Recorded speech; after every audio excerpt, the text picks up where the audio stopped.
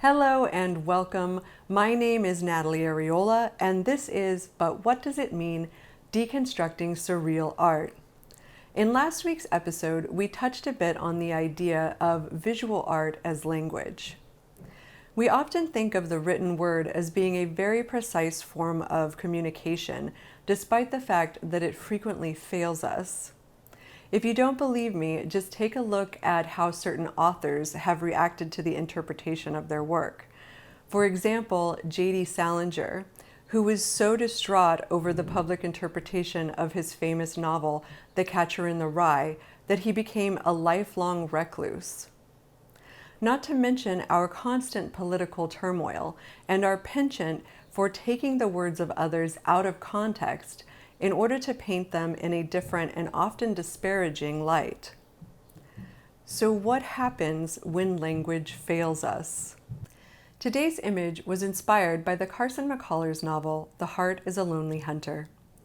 In this book, we meet an ensemble cast of characters, all living in the same small town in the American Deep South, and all connected by their association with a deaf-mute man named John Singer.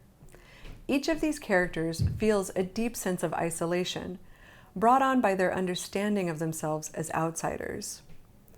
They are all fascinated with Singer, whom they consider to be a great friend and confidant, despite the fact that their interactions with him are all incredibly one-sided.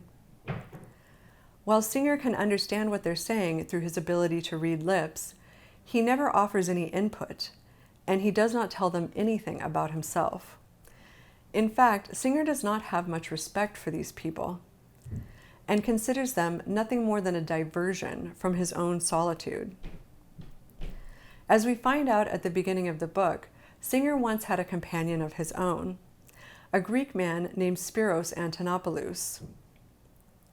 Antonopoulos is also a deaf-mute who lived with Singer for many years until his family sent him away to be institutionalized.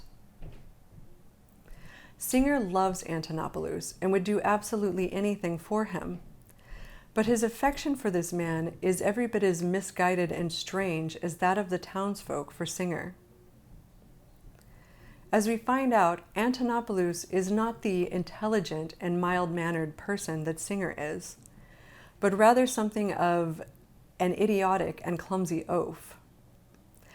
In fact, when Singer speaks to him in sign language, he rarely offers much of a response, just as Singer offers nothing to his admirers. Why are these people all so drawn to someone who is incapable of reciprocating their feelings, or even engaging in an honest dialogue with them? Throughout the novel, we witness failed communication after failed communication. On the occasion that one of these people does attempt to reach out to someone, everything goes terribly wrong, and they drive an even larger wedge between themselves and those around them. Language and even education fails them at every turn.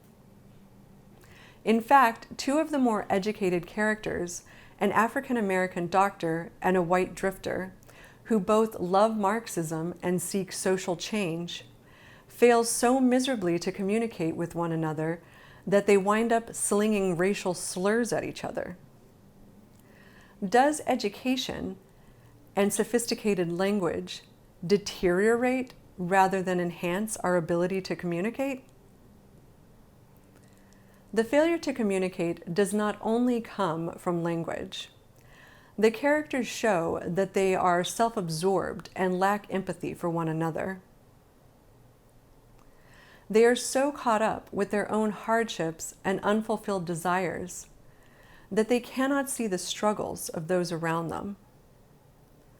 As the title suggests, it is the heart that connects us, and it is empathy that allows us to understand our fellow human beings.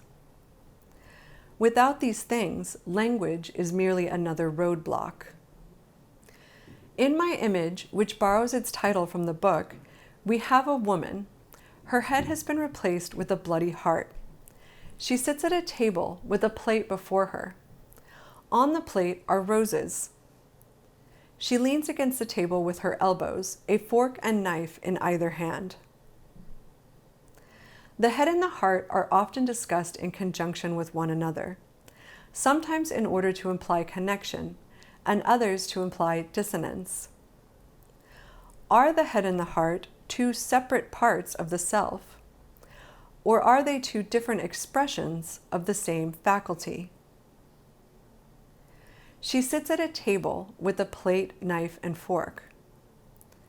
But rather than food on the plate, there are red roses. Red roses are a symbol of love and are often exchanged between lovers. But this is a lone diner. If the head and the heart are two aspects of the same faculty, could we suggest that our failure to communicate is a failure to understand the human intellect?